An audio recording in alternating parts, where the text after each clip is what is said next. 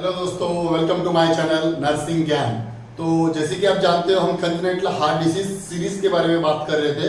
तो last class में मैंने स्टार्ट किया था obstruction to blood flow from ventricle. उसमें ऑलरेडी हमने देखा है कोआर्क्टेशन ऑफ एओर्टा क्या होता है। तो उसी कंटिन्यूटी के साथ आज हम देखेंगे pulmonary stenosis and aortic stenosis. ये दोनों जो भी कंडीशन है ये इंटर रिलेटेड है, एक दूसरे को इंटर रिलेटेड है। ये दोनों कंडीशन में एक ही साथ लेने जा रहा हूँ, एक ही क्लास में। और ये जानने के लिए हमको जरूरी है कि हमको ये जानना जरूरी है कि वॉल क्या रहता है और कितने वॉल रहते हैं और कैसे कैसे टाइप के वॉल रहते हैं और वॉल का स्ट्रक्चर कैसा रहता है। तो before starting a particular class related to stenosis, I will start with a wall. Okay, let's see related to the anatomy of the walls. Before anatomy of the walls, I will tell you related to the types of the walls. There are two types of wall. First one is atrioventricular wall. The wall present in between atrium and ventricle. That is atrioventricular walls. Between right atrium and right ventricle, there is a tricuspid wall. The tricuspid wall is present here. And between left atrium and left ventricle, this is a bicuspid wall which is present exactly here. So these are the atrioventricular walls, the wall present between atrium and ventricle. Next one is the semilunar wall. Semilunar wall is like a half moon shaped structure, semilunar. So these are two. First one is the pulmonary wall and the second one is the aortic wall. Pulmonary wall we can see it is opening at the right ventricle, and aortic wall you can see it is opening at the left ventricle. Now you see that how many cusps are present in each wall. If you see tricuspid, name itself suggests it has 3 cusps. Second, bicuspid wall, it has 2 cusps. If you see pulmonary wall, it has 3 cusps again, and aortic wall it has also 3 cusps. If you see overall, except bicuspid wall, all other wall has 3 cusps. If you see a particular wall, if it has 3 cusps, it will look like this. If it has 2 cusps, it will look like this. This structure is when the cusp is closed. If you see, when it is open, it will look like this. When a cusp is closed, it will look like this, and when it is open, it will be look like this. So this is related to the types of walls and related to the how many cusps are present in the each wall. Next, moving towards the anatomy of the walls, you can see I have differentiated everything in color. The first in black color, what you are seeing is a fibrous ring. Second one in blue color, that is cusp. Third one is in green color, that is chordae tendineae. And fourth one in red is called as a papillary muscle. First we will see related to the fibrous ring. Fibrous ring is the base of the wall. It is either like a base of the wall through which a particular cusp can support, and it is made up of a fibrous connective tissue. Second one, coming to the cusp. So cusp, you can see the cusps are like a leaf-like structure. These are like a leaf-like structure which connects to the fibrous ring, and during contraction and relaxation, these will open and close. Whenever the cusp is like open, whenever the cusp is like open, the papillary muscle has relaxation. Whenever it is closed, the papillary muscle will contract. So this is a mechanism. This is a mechanism which under which it works. The chordae tendineae, which is a string which connects cusp to papillary muscle, and colloquially it is known as the string of the heart. Whenever you like play a guitar, it has a strings. Same way the strings works actually. And if you see, this is a connective tissue with high collagen and elastin. So that is why it has a capacity to contract and relax. Whenever like cusp open, this chordae tendineae relax, and whenever it closed, it contracts. And one more thing, in the end you can see that is a papillary muscle. Papillary muscle is a muscle which connects to the chordae tendineae and which like stabilizes the chordae tendineae. So this is the like supporting muscle which is present in the walls of the heart. So this is what the anatomy of wall look like. Moving towards the description of pulmonary and aortic stenosis, let me tell brief related to the structure of the heart. This is the right atrium, this is left atrium, this is the right ventricle, this is left ventricle, this is pulmonary opening, this is aortic opening. This is where our main focus is about. This is inferior vena cava, superior vena cava, aorta, pulmonary artery, descending aorta. Let's move towards the description of the pulmonary stenosis followed by aortic stenosis. First, let you know what is stenosis. Stenosis is nothing but a localized narrowing near to a particular valve or cusp. It decreases the blood flow. Coming to the pulmonary stenosis, whenever there is a stenosis at the pulmonary opening, what happens? The blood will not flow towards the pulmonary opening. It will, like, the blood flow will remain within the right ventricle. So there will be right ventricular hypertrophy and followed by increased pulmonary blood flow. Next, moving towards the aortic stenosis. Aortic stenosis is also a localized narrowing or stricture.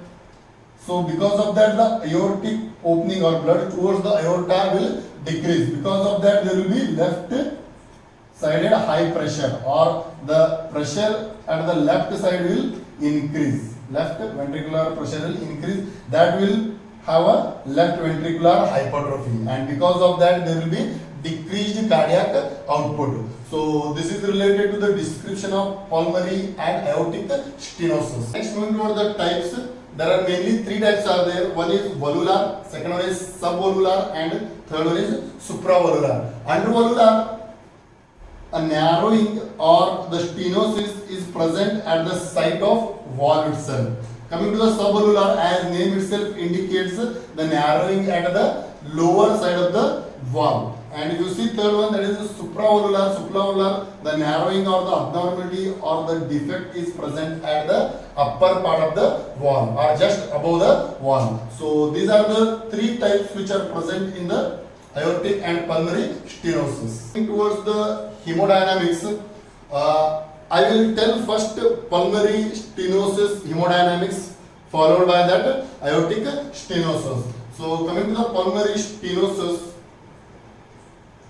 in pulmonary stenosis, I have used this as a blue color because this is deoxygenated.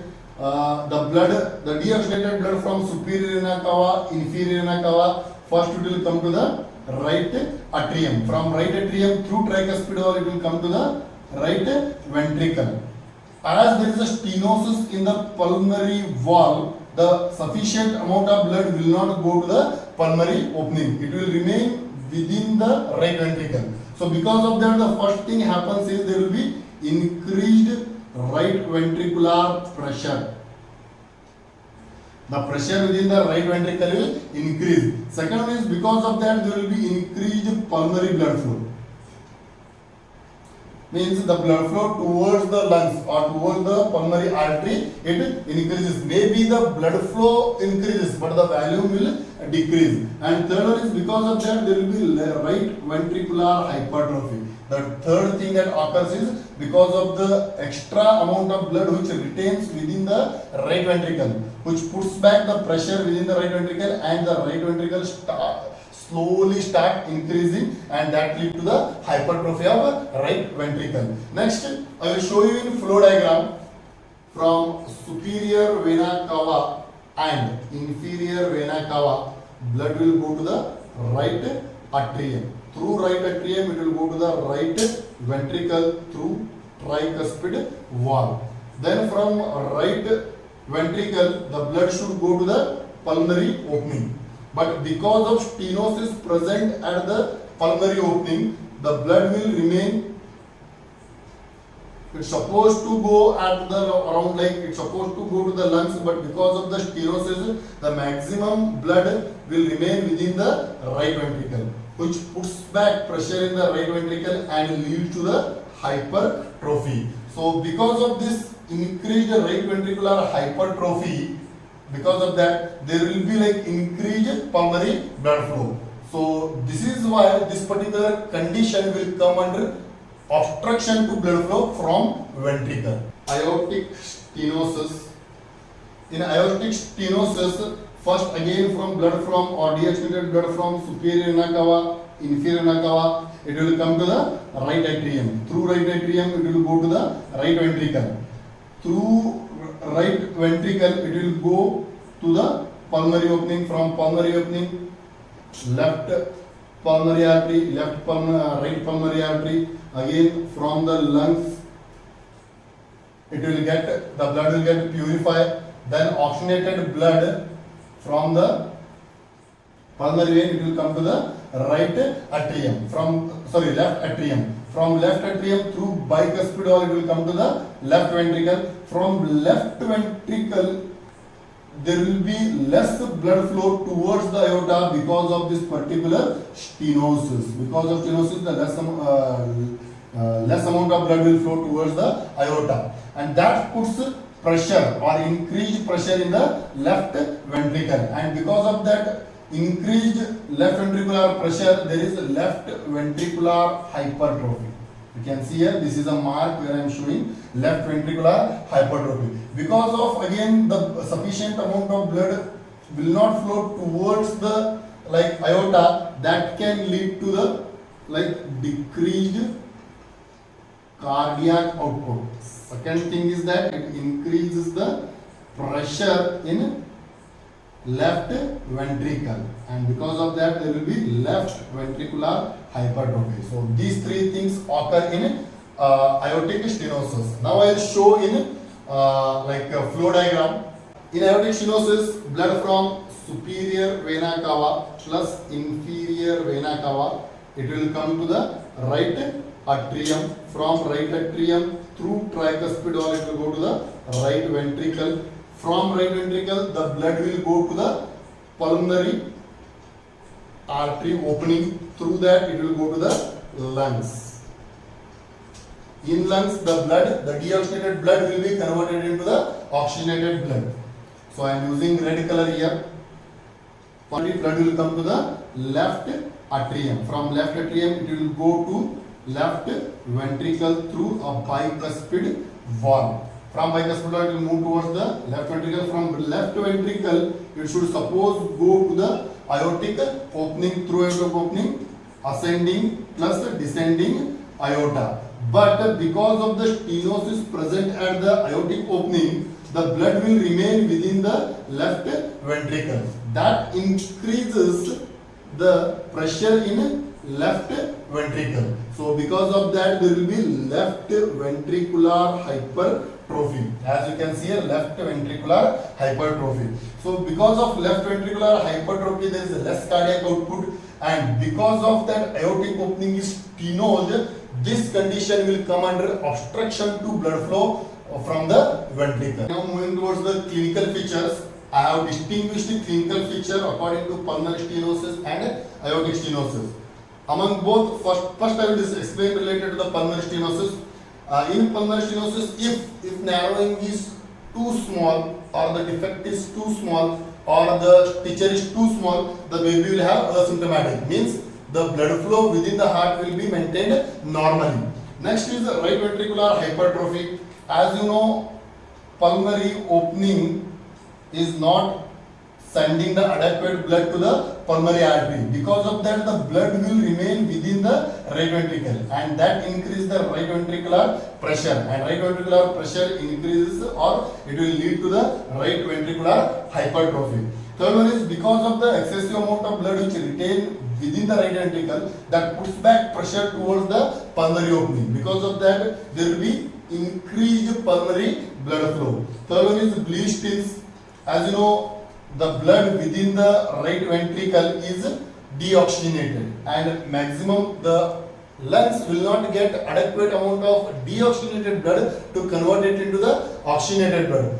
And if the narrowing is too large, sometimes a newborn may feel bluish tints. Next, very tired. As you know, like if at all there is less oxygenated blood, definitely the newborn will feel tired and shortness of breath because of less oxygen supplied towards the proximal and distal end of the body. So because of that, the shortness of breath is very common feature in pulmonary stenosis. Next, moving towards the aortic stenosis.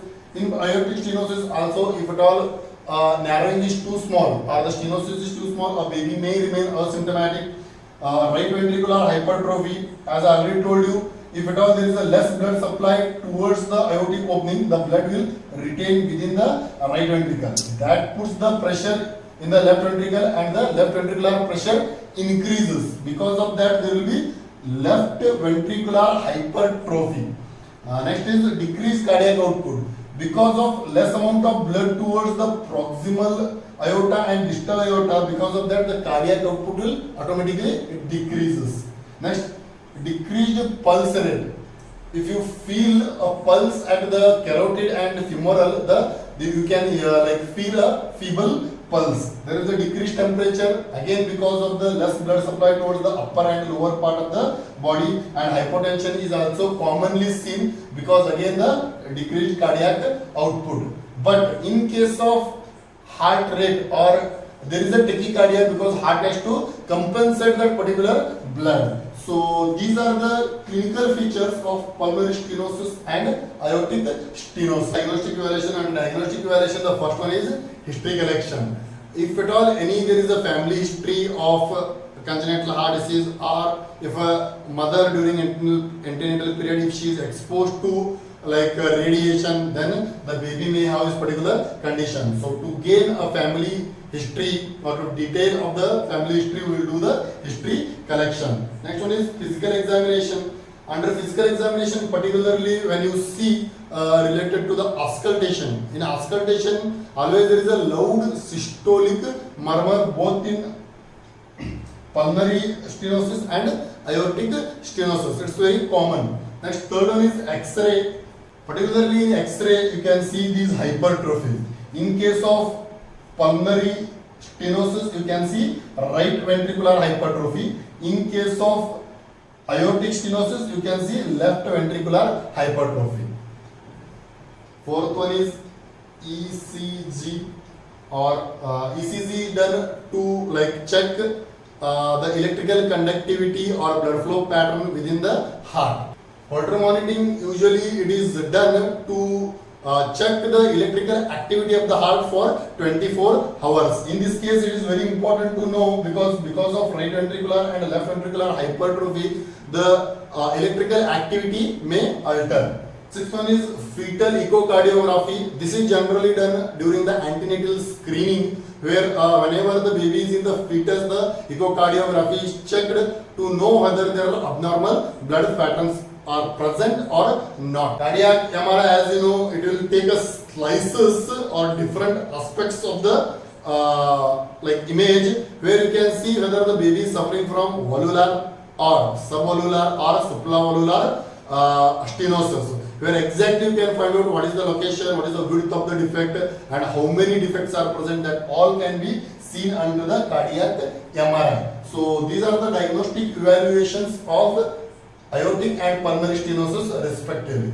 Under management, first one is the non-surgical management. In non-surgical management, usually prior that we used to do angiography. Once the angiography is done, we can assess or we can diagnose where exactly the stenosis is present. Once that is done, through balloon valvuloplasty, we can introduce a catheter.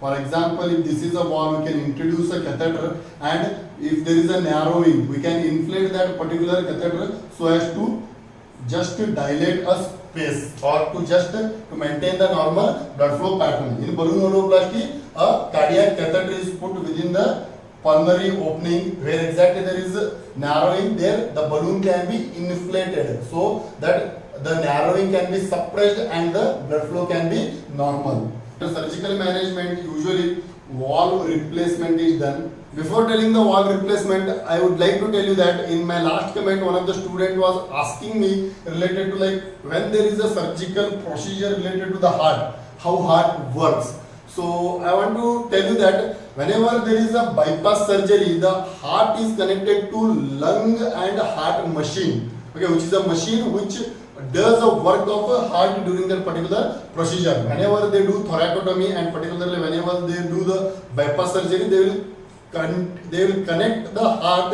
to the heart and lung machine. After that, they does their work and automatically connect again. They will reconnect back. So valve replacement is that the whole valve. For example, I have already told in anatomy, the whole valve is replaced with either mechanical or by bioprosthetic material. Mechanical is usually long term, which is used in newborns, and bioprosthetic usually short term, which is used in aged people. So this is all related to the management of aortic and pulmonary stenosis.